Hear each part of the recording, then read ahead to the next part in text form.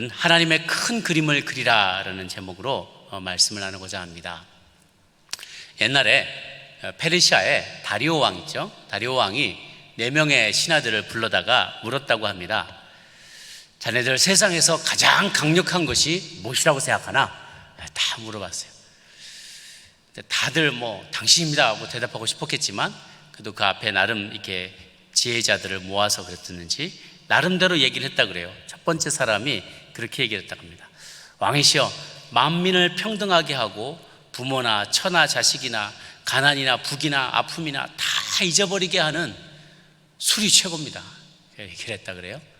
두 번째 사람은 아닙니다. 그래도 말 한마디만 하면 온 백성을 호령할 수 있는 왕이신 당신이 가장 강력한 존재입니다 라고 얘기를 했다고 합니다. 세 번째 사람은 아닙니다. 모든 강한 사람을 낳고 친구도 가족도 심지어 나라도 생명도 버리게 만드는 여자야말로 가장 강력한 존재입니다. 근데 마지막으로 네 번째 답을 한 사람이 왕이시여, 솔직히 말씀드려서 술도 왕도 여자도 다 사라져버리는 거 아닙니까?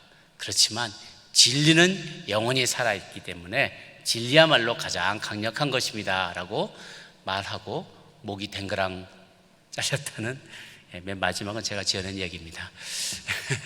이렇게 얘기를 했다고. 그럼 그 진리가 뭐냐? 이제 문제는 그 진리가 무엇이고 그 진리를 어떻게 알 수가 있느냐, 또 어떻게 깨달을 수 있느냐, 어떻게 볼 수 있느냐라는 것이 우리 모두의 관심사가 될 것이에요. 그 진리와 관련해서 지혜를 말하고 있는데 세상에 두 가지 지혜가 있다고 해요. 하나는 세상의 지혜와 하나는 하나님의 지혜, 두 가지가 있어요. 세상의 지혜는 유한합니다. 어리석습니다. 근본적으로 하나님을 떠나간 인간의 머리에서 나온 거기 때문에 한계가 있어요. 이웃과 사람을 속이려고 하고 억압하려고 합니다. 혹은 백보양보해서 처음에 선한 의도를 가지고 시작했다 하더라도 결국은 인간의 불의함과 범죄함 때문에 결국은 그 불완전함을 면치 못하는 것이 인간으로부터 나온, 스스로에게서 나온 지혜죠. 하나님을 떠난 인간의 지혜는 결국 한계가 있기 마련이에요. 그래서 그들은 결국 사사기에서 말하는 것처럼 자기 소견에 옳은 대로 행하게 됩니다. 자기 생각에, 마음고 자기 생각으로 자기 생각에 옳은 대로 행하게 돼요. 반대로 하나님의 지혜는 영원하고, 일단은 듀레이션이, 이게 익스파이어션 데이트가 없어요. 그냥 끝까지 이때 지금 진리였으면 계속해서 영원토록 진리인 거예요. 하나님께서 세상을 운행하시는 그 원리도 마찬가지예요. 오늘은 해가 동쪽에서 떴는데 내일은 해가 서쪽에서 뜨지 않아요. 올해는 봄, 여름, 가을, 겨울이었는데 내년에는 겨울, 가을, 여름, 봄, 이렇게 하나님이 세상을 운행하지 않으세요. 한번 하나님께서 딱 정하시고 법칙을 정하시면 그것을 끝까지 지키십니다. 하나님의 법, 하나님의 지혜, 하나님의 진리는 영원하고, 그리고 그 지혜가 영원했기 때문에 참 진리를 깨닫게 해줘요. 하나님의 지혜는 참 진리를 깨닫도록 이끌어주는 역할을 해줍니다. 문제는 뭐냐면 이 하나님의 지혜가 은밀한 가운데 인간에게는 감춰져 있다는 거예요. 감춰져 있어요. 오늘 아까 읽었던 우리 고린도 후서 말씀을 보면 4장 3절 4절에 만일 우리의 복음이 가리었으면 망하는 자에게는 가리운 것이라. 또 4절에 그 중에 이 세상의 신이 믿지 않는 자들의 마음을 혼미케 해서 그리스도의 영광의 복음의 광채가 비치지 못하게 했다. 두 가지가 있어요. 사람들이 자신의 욕심 때문에 진리를 못 보게 되는 것이 있고, 그래서 사단이 그 빛을, 눈을 가리워서 보지 못하는 것이 있고, 또 한 가지는 하나님께서 그것을, 진리를 받아들일 마음의 준비가 되어 있지 않은 사람들에게, 그 진리를 소중하게 여길 것 같지 않은 사람들에게 주지 않으신다는 거예요. 오픈하지 않으신다는 거예요. 우리가 집에서 내가 너무 소중하게 여기는, 이제 저도 그런 아픈 경험들이 좀 있습니다. 제가 맥북을 한국에서 쓸 때 아들 녀석이 너무 탐내하는 거예요. 와, 좋겠다. 와, 나도 이거 하나 있으면 좋겠다. 그래서 주지는 않고 빌려줬어요. 그런데 대본에 앞에다 스티커 붙여고 뒤에다 스티커 붙이고 막 자기들 만화에 나오는 주인공 스티커를 사방에다 붙이고 키보드가 완전히 자기 뭐 먹다가 떡 같은 거 먹다가 그냥 키보드를 또 발라놔가지고 막 키보드를 친데 끈적끈적해지고 난리가 아닌 거예요. 그래서 제가 너무 후회를 했어요. 소중한 거를 절대 강아지한테 주면 안 된다. 교훈을 깨달았어요. 여러분도 우리도 소중한 것을 아무에게나 주지 않잖아요. 내가 너무 소중하게 아끼는 것을 다른 존재에게, 그 가치를 알지 못하는 자들에게 주지 않아요. 진주를 개나 돼지에게 주지 않는다 그러죠. 진주를 주면은 그냥 개나 돼지는 그냥 밟아버리고 뭉개버리고 그것을 어프리시에이트 하지 않아요. 그것을 할 능력도 없어요. 그런데 그게 소중한 줄을 아는 사람에게, 아는 존재에게 그것을 주면 고마워하고 감사하고 그것을 정말 100%, 200% 그것을 소중하게 잘 활용하게 되는 것이죠. 하나님의 지혜가 감추어진 것은 본래 하나님의 뜻이 아니었어요. 하나님 그것을 인간에게 감추기를 원하지 않으셨어요. 그러나 준비되지 않은 자들에게 그것이 주어졌을 때 그것을 오용하고 곡해하고 훼손하고 쓰레기 취급을 하는 것이 주님의 마음을 너무나 아프게 하는 거예요. 그래서 그 비밀이 시간이 될 때까지, 그리고 그 사람이 준비될 때까지 그 비밀은 감추어져 있는 것이죠. 우리가 앞에서 읽었던 고린도전서 말씀에도 그러한 내용이 나와요. 2장 6절에 보면, 고린도전서 2장 6절에 이는 이 세상의 지혜가 아니요 또 이 세상에서 없어질 통치 지혜도 아니다. 7절에 오직 은밀한 가운데 있는 하나님의 지혜를 말하는 것으로 곧 감추어졌던 것인데, 이 지혜가 감춰져 있었어요. 그런데 하나님이 우리의 영광을 위하여 오래전부터 미리 정하시고 준비해 놓으신 거예요. 만약 그들이, 이 세대 통치자들이 8절에 한 사람이라도 그 지혜를 알았더라면 영광의 주를 십자가에 못 박지 않았을 거예요. 몰랐기 때문에 주님을 십자가에 못 박았던 것이죠. 9절에 인용하는 구절이 이사야서의 인용을 하고 있는데요, 이사야서에서 인용된 글에 보면 하나님이 자기를 사랑하는 자들을 위하여 예비하신 모든 것은 눈으로 보지 못하고 귀로 듣지 못하고 사람의 마음으로도 생각하지도 못하였다 한 것 같으니라라고 했어요. 하나님께서 우리를 위해서 예비하신 것은 눈으로 본 적도 없고 귀로 들은 적도 없고 마음으로 생각해 본 적도 없을 만큼 놀라운 일들이라는 거예요. 그래서 미스테리온, 비밀, 신비로운 것들이에요. 미스테리에 해당되는 것이죠. 도저히 이것은 이해할 수가 없는 감춰진 비밀이에요. 그 감춰진 비밀의 종류는 어떤 것들이 있나? 여러 가지 비밀들이 있습니다. 먼저 복음의 비밀, 그리스도를 십자가에 못 박으시면서까지 자기 백성들을 구원하기로 하셨던 하나님의 그 놀라운 지혜라는 거예요. 자기를 십자가에 못 박는다는 것을, 자기를 퍼니시한다는 것을 사람은 생각할 수 없잖아요. 내가 누군가를 너무 사랑하고 그를 살리기 위해서, 그에게 좋은 걸 위해서, 주기 위해서 자기를 채찍질하고 자기를 퍼니시함으로써 제일 좋은 것을 상대방에게 주겠다. 하나님의 놀라운 비밀이에요. 이게 복음의 비밀이죠. 오직 비밀한 가운데 하나님의 지혜를 말하는 것이 감추어진 것이다 라고 했어요. 또는 두 번째는 천국의 비밀이에요. 천국이 거기 있다는 거죠. 세 번째는 이스라엘 회복의 비밀이에요. 어떻게 이스라엘로 하여금 식인하게 해서 우리 이방인들이 충만한 숫자가 들어올 때까지 복음을 거기다 가둬놨다가 이스라엘 더러가 완악하게 되겠지만 그들이 시기가 나게 되어서 결국은 그 온 이스라엘이 부활을 받기까지 이르게 하시는 하나님의 그 원대한 비밀이 있다는 거예요. 저는 이것을 빅픽처라고 불러요. 하나님의 빅픽처가 있어요. 정말 크고 장구한 세월 동안에 하나님이 계획하고 계시는 큰 계획과 그 큰 그림이 있다는 거죠. 우리 좀 살려달라고 애원하는 이스라엘 백성들에게, 히브리 노예들에게 아기부터 태어나게 하시고 80년을 기다렸다가 마침내 120년까지 기다려가지고 결국은 가나안 땅으로 들어가게 하는 하나님의 길고 긴 경륜은 하나님의 경영의 계획, 세상을 경영하시는 하나님의 섭리, 이거를 경륜이라고 하죠. 좀 어려운 단어인데요, 세상을 경영하시는 하나님의 섭리예요. 비밀스러운 하나님의 섭리죠. 그래서 거기까지 그만한 커다란 기다란 시간도 우리가 염두를 두지 못하고, 그만한 스케일로 일하시는 것도 우리가 알지 못하고, 놀라운 시나리오를 동원해서 여러 사람들의 주인공들을 그 안에 주인공들을 섭외를 해서 당신의 플롯을 완성해 나가는 그만한 정말 대대하 드라마에 우리는 그 일부도 이해할 수가 없다는 거예요. 우리는 사람들이 쓴 드라마도 놀라운 드라마들 보면 막 복선 있고 꼬여가고 그러면서 마지막에 그 사람이 범인이어서 깜짝 놀라게 되는 일들이 있잖아요.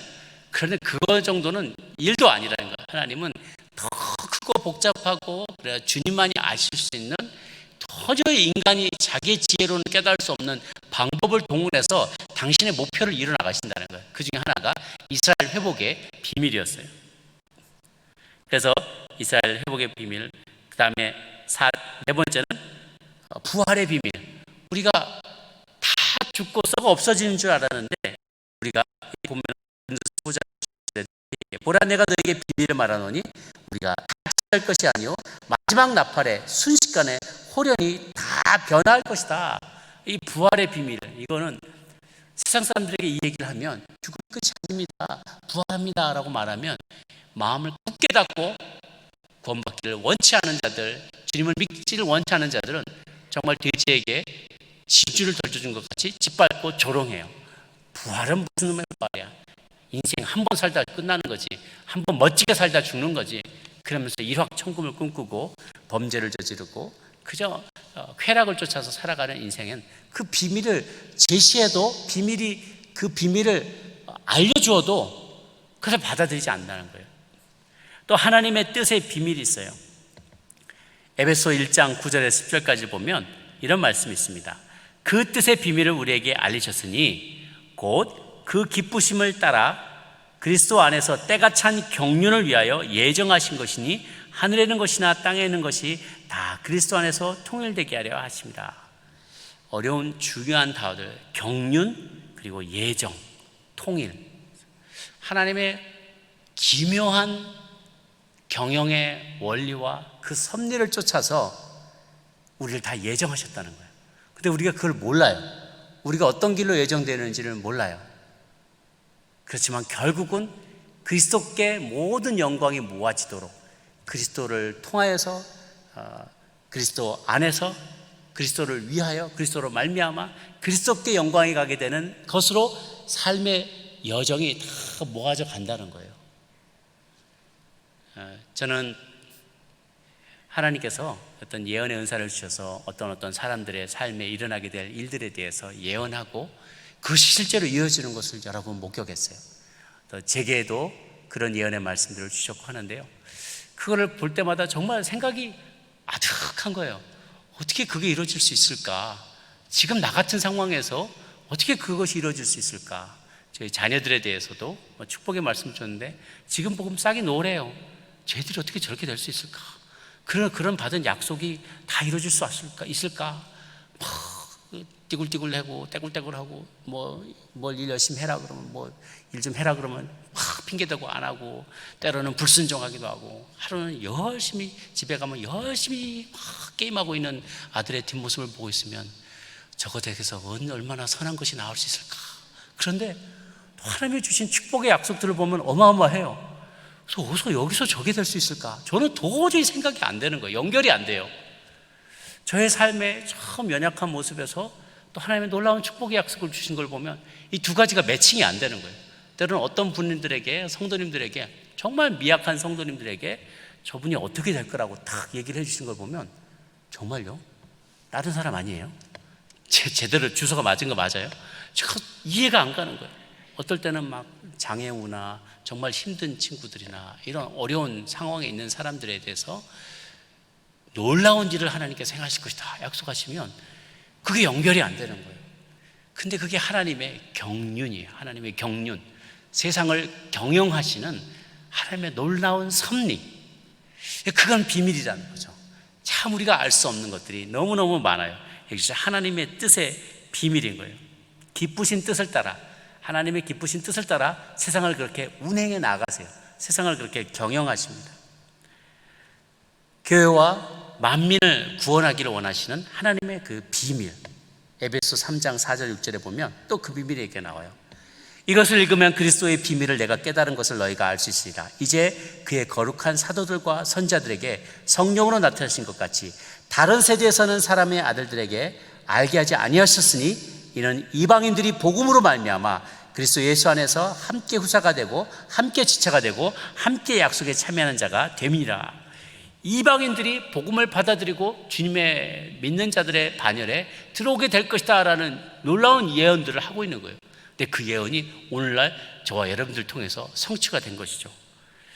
만민을 향한 이스라엘만이 아니는 만민을 향한 하나님의 구원의 계획이 이것 또한 비밀이었어요.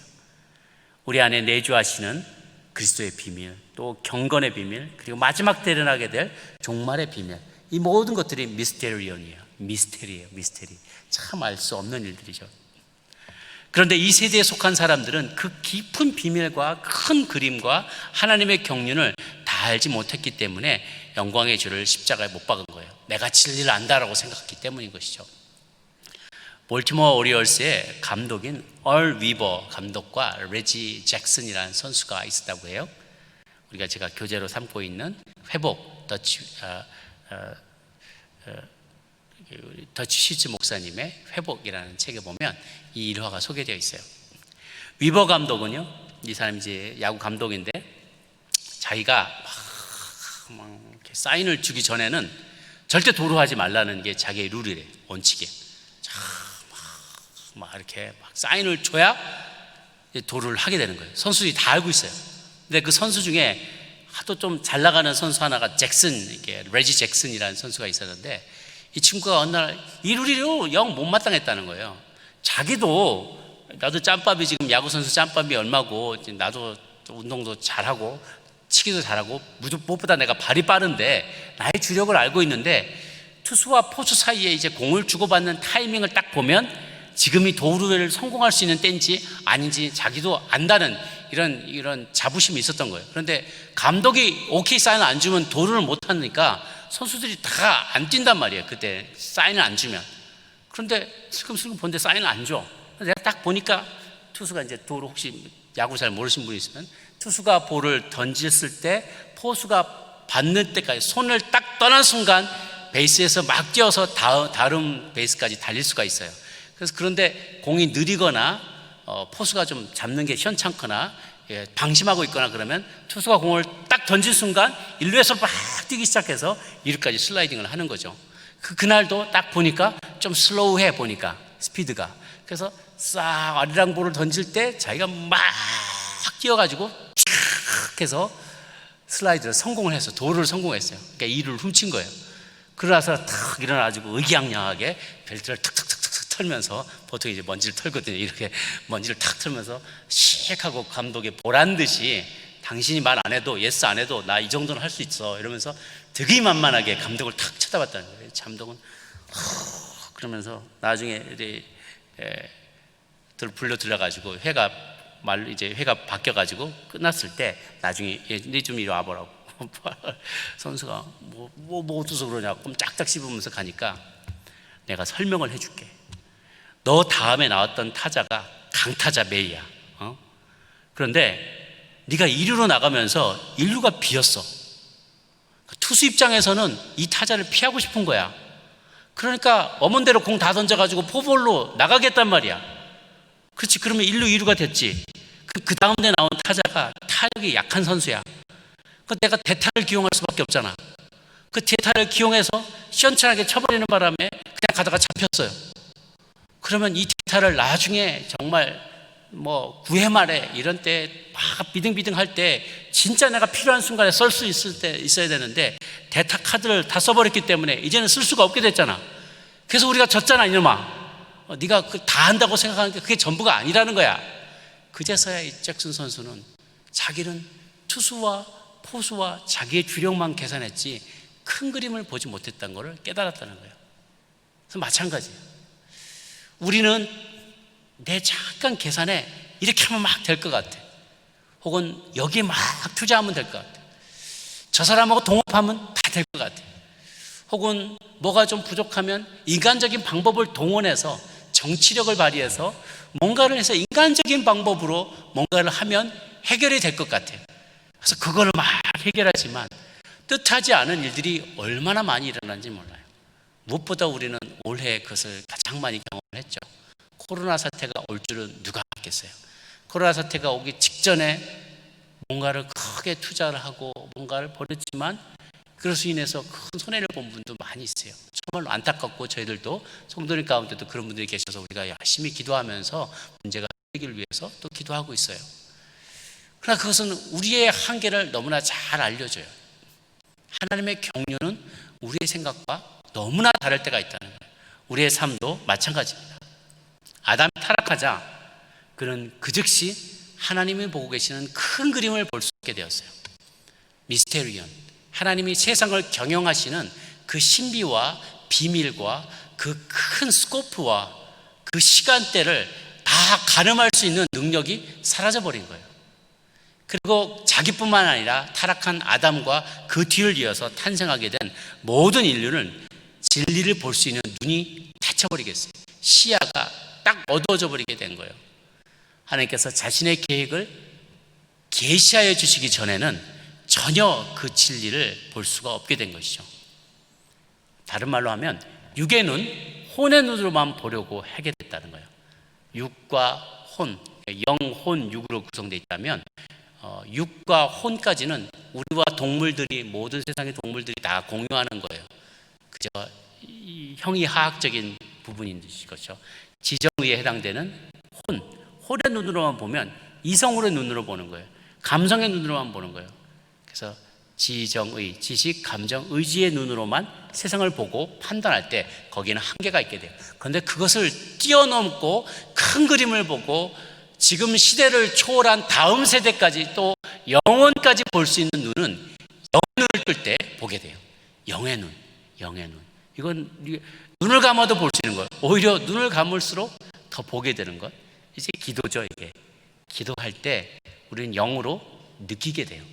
감정으로 느끼는 게 아니라, 피부로 느끼는 게 아니라 영으로 느끼게 되는 거죠. 그래서 어떤 사람 곁에 가면 참 마음이 편안해요. 어떤 목사님의 설교를 이렇게 들을 때는 제가 마음이 참 평안해지는 게 느껴져요. 그의 영적인 대기권 때문에 그런 거죠. 영적인 영향력 때문에. 그래서 내가 눈을 뜨고 보지 않아도 그냥 눈을 감고 그 이야기와 그 메시지와 거기로부터 뿜어져 나오는 영향력을 느낄 때 내 마음이, 영이 평안해지는 걸 느껴요. 영이 깨끗해지는 걸 느껴요. 영의 눈으로 바라볼 때 하나님의 비밀들을 보게 되기 때문에 그런 것이죠. 그런데 복음이 멸망하는 자들에게는 가려졌다는 거예요. 가려졌다라고 할 때 칼룹토라는 단어를 쓰는데 이게 베일에 쌓여져 있다라는 뜻이거든요. 칼룹토, 칼룹시스 이렇게 되는데요. 그런데 인간이 자기의 지혜의 한계를 넘어서서 영적인 진리를 깨닫기 위해서는 초자연적인 무엇인가가 필요하다는 거예요. 그게 바로 계시예요. 아까 칼룹시스, 칼룹토가 베일에 쌓여 있고 칼룹시스가 베일 이런 뜻이라면 아포칼립시스는 베일을 벗기다라는 뜻이에요. 가려진 것을 벗기는 게 아포칼립스, 계시예요. 레벨레이션, 보여주시는 것이죠. 보여주는 거예요. 그래서 사람의 속사정을 그 사람의 영 위에는 알 수 없듯이요, 하나님의 속사정, 뜻도 하나님의 영 위에는 알 수가 없다는 거예요. 우리가 내 스스로가 무슨 생각을 하는지 옆 사람들은 눈치는 좀 챌 수는 있지만 한 길밖에 안 되는 그 속을 볼 수 있어도요, 그 한 길도 안 되는 사람 속은 정말 우리가 알 수 없는 거잖아요. 그래서 우리가 그럴 줄 몰랐다, 그 인간이 그럴 줄 몰랐다, 그런 얘기를 많이 하는 이유는 그러지 않을 줄 알았는데 그렇게 된다는 것은 내가 예상도 못했다는 거죠.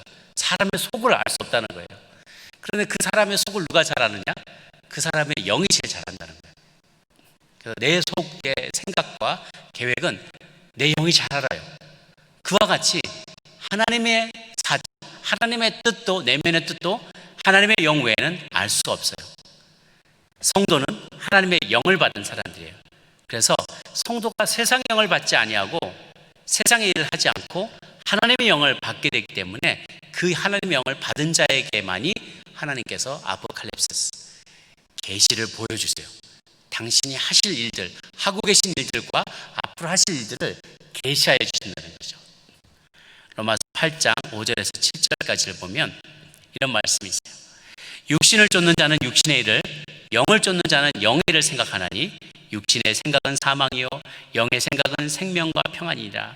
육신의 생각은 하나님과 원수가 되나니 이는 하나님의 법에 굴복치 아니할 뿐 아니라 할 수도 없음이니라.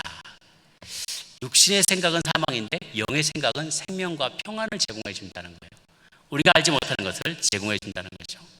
10절 말씀에 다시 한번, 오직 하나님이 성령으로 이것을 우리에게 보셨으니 성령은 모든 것 곧 하나님의 깊은 것까지도 통달하느니라 라고 했어요. All things, Spirit searches all things, even the deep things of God. 하나님의 가장 내면의 깊은 것까지도 하나님 성령, 영은 다 서칭하신다는 거예요. 마찬가지로 우리가 인간이 그렇게 하는 것처럼 하나님께서도, 우리 성령님은 하나님께서 속으로 품고 계신 생각과 뜻을 온전히 알 수 있어요. 전능하신 하나님의 본질, 능력, 완전함, 분이 행하시는 목적, 이런 모든 것까지도 성령님은 속속들이 다 들여다보시고, 그뿐만이 아니라 나아가서 미래의 계획과 경륜까지도 다 알고 계시면서 그것을 우리에게 계시해 주신다는 거죠. 그래서 우리가 기도하며 하나님 앞에 나갈 때, 예배하며 나갈 때 그분께 접속하게 되는 거예요. 그분께 딱 와이파이가 접속이 되듯이 딱 접속해서 하늘의 비밀을 다운로드 받을 수 있게 되는 거예요. 쫙 다운로드 받는 거예요. 앞으로 되어질 일들과. 그래서 기도하며 예배할 때 정말 하늘 문이 열리면서 내 영안이 열리면서 그동안 왜 내가 그건 깨닫지 못했지? 내가 왜 그 생각을 못했지? 너무 인간적인 생각을 하고 있었구나. 하나님은 이 생각을 접기를 원하는구나. 그래서 나의 의지를 주님 앞에 서렌더하고 주님의 의지와 하나님의 뜻이 그대로 내 삶에 이루어지기를 원하시는구나라는 것이 쭉 다운로드가 되는 거예요. 하나님의 계획이 막 다운로드가 되면서 막 이렇게 깜짝깜짝 하면서 초능력을 받는 사람이 하면서 한순간에 모든 책을 다 읽는 것처럼 하나님의 그 능력을 내가 팍 다운로드 받게 되는 것이죠. 그 하늘의 비밀을 다 다운로드가 받게 되면요, 앞으로 무슨 일이 일어나게 될지를 다 아는 사람을 누가 당할 수가 있겠어요? 혹은 어떤 일이 당할지라도 전혀 두려워하지 않는 사람을 누가 당할 수가 있겠어요? 우리가 하늘의 능력에 접속하면 하늘의 영으로 새로워지고 충만해지고 하늘의 비밀을 다운로드 받으면 우리는 담대하게 돼요. 어떤 일에도 낙망하지 않게 되고 든든한 백을 갖게 되는 것이죠. 그렇지만 그렇지 못한 자들은요, 항상 배우나 마침내 진리의 지식에 이를 수 없느니라. 디모데후서 3장 7절의 그 얘기예요. 항상 배워도 진리의 지식에 이를 수 없어요. 세상의 지혜이기 때문에 그래요. 하나님과 아무 상관이 없고 하나님을 떠난 사람이기 때문에 그렇습니다. 그래서 우리가 그렇게 성령님과 접속하면은 12절에 우리가 세상의 영을 받지 아니하고 오직 하나님으로부터 온 영을 받았으니 이는 우리로 하여금 하나님께서 우리에게 은혜로 주신 것들을 알게 하려 하십니다. 하나님의 일을 알게 해주세요. 이 성령님과 접속할 때 그 하나님의 것들 다 통달하여서 잘 알고 계신 그 하나님의 영을 받을 때, 세상의 영을 받지 않고 하나님께로부터 온 그 영을 받을 때 하나님께서 우리에게 은혜로 주신 것들이 뭔지를 알게 돼요. 하나님의 일을 알게 돼요. 계시해 주시니까. 또 13절에 보니까 우리가 이것을 말하거니와 사람의 지혜로 가르친 것을, 사람의 지혜가 가르친 말로 아니하고 오직 성령께서 가르친 것으로 하나니. 우리가 할 말을 가르쳐 주세요. 우리가 전할 말들과 내용을 주세요. 지혜와 언변을 주셔서 할 말을 생각나게 해주세요. 그리고 13, 14절 마지막을 보면 영적인 일은 영적인 것으로 분별하니라. 육에 속한 사람은 하나님의 성령의 일을 받지 아니한다. 또 그것을 알 수도 없다. 그러한 일은 영적으로 분별하기 때문이다. 이 말은 또 무엇이냐면 신령한 것을 분별하게 해주세요. 그래서 우리가 영의 사람이 되고 세상의 영이 아니라 하늘로부터 온 영을 받게 되면 마귀의 일과 하나님의 일을 분별하게 도와주신다는 거예요. 그래서 세상의 신문을 보거나 미디어에서 나오는 뉴스들을 볼 때 인생이 다 저런 거지 뭐, 저럴 줄 몰랐나, 그래 누가 알겠어 라고 그냥 푸념 섞인 말로 그냥 세상이 흘러가는 대로 그냥 흘러가는 게 않고, 잠깐 저 뒤에 세력이 있어. 저런 일들을 꾸미는 악한 영들이 있어. 그리고 저러한 일들이 일어나는 데에는 하나님의 또 다른 계획과 섭리가 있어 라고 분별할 수 있게 해준다는 거예요. 그게 우리에게 주신 놀라운 축복이에요. 성령님께서 우리 가운데 임하시면 세상의 영을 받지 않고 하늘로부터 온 영을 우리가 받을 때 그 영으로 무장해서 세상에 되어지는 일, 일어나고 있는 일들을 가만히 관찰하면 그 일이 어떻게 해서 일어나게 됐는지, 지금 어떤 일이 일어나고 있는지, 앞으로 어떻게 전개될 것인지에 대한 하늘의 지혜를 허락하여 주세요. 분별력을 주신다는 것이죠. 코로나가 있었을 때 재수없게 코로나에 걸렸다 이렇게 말하지 않고 코로나로 인하여서 하나님께서 우리에게 가르쳐 주기를 원하시는 비밀을 알게 돼요. 또 이것을 타개하기 위해서 인간적인 방법과 인간적인 노력을 할 것이 아니라 정말 하나님 앞에 내가 회개해야 될 일이 무엇인지를 주님 앞에 고하고 하나님의 긍휼을 구하게 되면서 이 일을 마치고 나왔을 때는 예전보다 더 훌륭한 하나님의 사람으로 변화되어 있게 돼요. 믿음이 더욱 성장하게 돼요.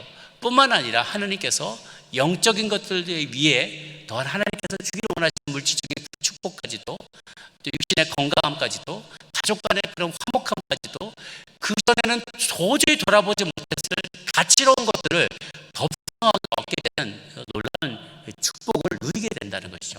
이것을 분별할 능력이 생겨나게 돼요. 그러지 않은 사람들은 불평하고 불만하며 남을 탓하고 사람을 갈라놓고 그런 일이 생겨나게 됩니다. 저는 특별히 이제 연말에 있게 된 미국의 대통령 선거와 또 한국에서 나고 있는 많은 일들을 접하면서 정말 어느 때보다도 우리에게 분별의 영이 더 필요한 시기가 왔다라는 생각을 하게 됩니다. 한국에서는요, 어린 아이들이 학교에 가서, 교회 다니는 아이들이 학교 가서 친구들이 너 교회 다니냐고, 교회 다니냐고 왕따를 시킨대요. 너 같은 거는 오지 말라고. 너 교회 가서 어디 그 바이러스 엄마 오지 않았냐고. 그럼 애들이 막 노골적으로 대놓고 막 그렇게 애들을 핍박을 한대요. 이제는 교회가 다 문을 닫게 됐어요. 이제는 뭐 6피트 이것도 없고 소셜 디스턴스도 없고 교회가 다 문을 닫게 됐어요. 대면 예배는 완전히 금지가 됐어요.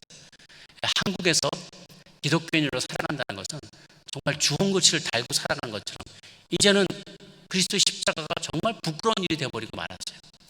물론 거기에는 일부 크리스찬들의 무책임한 행동들도 있지만 그것을 넘어서서 국민들 하여금 점점 기독교를 미워하게 만들고 진리를 미워하게 만들고 예배를 무시하게 만들고 마치 미신을 믿는 그런 아주 하등한 종교인들처럼 기독교가 점점 세상 사람들로부터 무시당하게 되고 심지어는 핍박당하는 일까지 생겨나게 됐어요.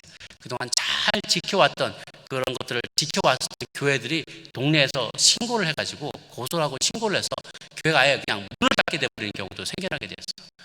핍박 아닌 핍박을, 북한에서 핍박을 받는다는 건 이해가 되는데요, 남한에서 자유민주국가에서 예배드리는 것이 이렇게 힘들어지고 어려워지는 시대가 오게 되는 건 상상도 할 수 없게 되었어요. 그래서 우리가 이것을 분별해야 돼요. 미국에서도 복음을 말하는 사람과 복음을 실천하는 것이 어떤 것인지를 분별할 때가 이제 온 것 같아요. 그래서 무조건 기독교적인 가치를 말한다는 것과 그것을 실제로 실천하고 삶 속에서 행하는 것과는 구별해야 되는 때가 온 거예요. 그렇게 하지 않는 이들이 있다면 그들을 위해서 기도해야 돼요.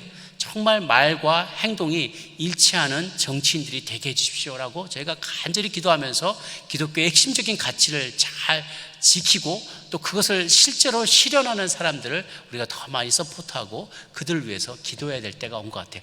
혼란스러운 때가 왔어요. 이제 분별하는 게 너무 힘든 거예요. 교회 다닌다고 다가 아니고 예수 믿는다고 말한다는 것이 다가 아닌 때가 왔어요. 이제 우리가 잘 기도하면서 영적인 분별력을 구해야 할 때가 온 것이죠. 한국의 사회에서나 미국에서나 세계적으로 다 전 세계를 바라보면서 이게 마지막 때의 특징인 것 같아요.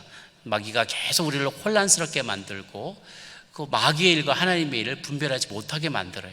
우리가 이것을 세상적인 관점에서만 볼 것이 아니라 영적으로 깨어서 늘 분별하면서 나아갈 때 성령님께서 진리까지 이르게 하실 줄로 믿습니다.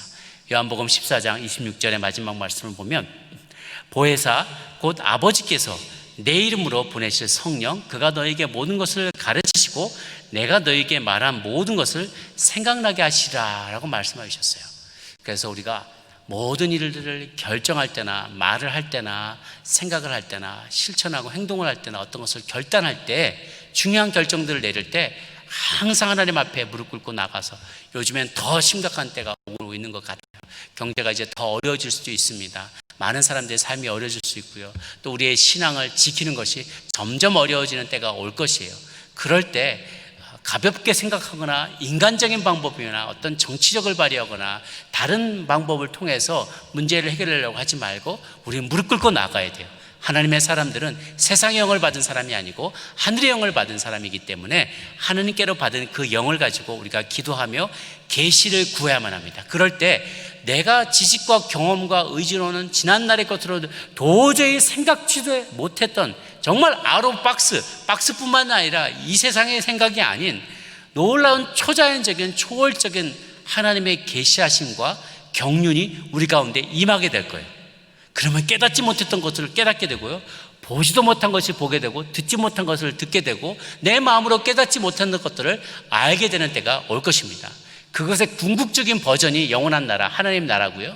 그것에 이르기 전에도 이 땅에서도 하나님은 우리가 전혀 꿈도 꾸지 못했던, 전혀 경험해보지 못했던, 전혀 생각하지도 못했던 놀라운 아이디어와 문제를 풀어낼 수 있는 솔루션과 그것을 도와줄 수 있는 사람들을 붙여주시고 예상치도 못했던 재정을 부어주시고 기회의 문이 활짝 열어주셔서 다 닫혀있는 것 같은데 뜻밖의 장소에서 문이 열리면서 뜻밖의 기회를 얻게 되는 하나님의 놀라운 지혜를 경험하게 될 것입니다. 이것은 성령의 사람에게만 가능하신 것입니다. 세상의 영을 받지 마시고 하늘의 영을 받으시기를 바랍니다. 주님의 영으로 무장하셔서 하나님 나라에 주님께와 접속할 때 주님의 놀라운 신비와 비밀과 하나님의 놀라운 경륜과 하나님의 뜻이 여러분의 삶에 다운로드가 되면서 그것을 붙잡고 새로운 맵을 삼아서 그것을 향해서 미지의 세계 앞으로 나아가면서 이 고난의 시기, 코로나로 인해서 어려워진 이 시기에도 여러분 당하는 모든 어려움과 환난들을 넉넉히 이기고 극복하고 승리할 수 있는 저 여러분 모두가 되시기를 주의 이름으로 축원합니다. 기도하겠습니다. 하나님, 우리가 큰 그림을 가질 수 있게 되기를 원합니다. 하나님, 우리가 타락한 아담의 후손으로 태어났기 때문에 하나님 그 즉시 계시의 영이 멀어지게 되었습니다. 베일에 쌓여지게 되었습니다. 나 자신에 대해서, 하나님에 대해서, 온 세상에 대해서, 미래에 대해서 베일에 쌓여져서 도저히 주님의 진리에 이를 수 없는 저희들이 되고 말았습니다.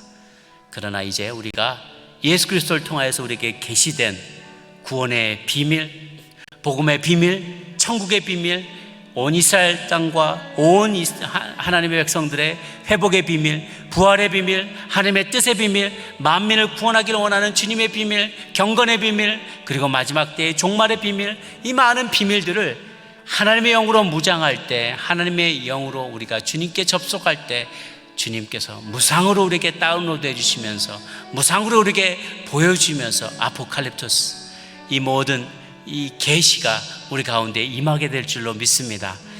우리는 한치 앞을 내다볼 수 없는 시대를 살아가고 있습니다. 모든 것이 혼란스러운 시대를 살아갑니다. 무엇이 옳은 것인지, 무엇이 정말 주님이 기뻐하시는 길인지 참으로 분별하기 어려운 시대를 살아갑니다. 마귀가 그것을 헷갈리게 만듭니다. 하나님, 절대 지지 않게 하여 주옵소서. 하나님, 시험 가운데, 유혹 가운데 빠지지 않게 하여 주옵소서. 하나님, 분별의 능력을 우리 가운데 허락하여 주옵소서.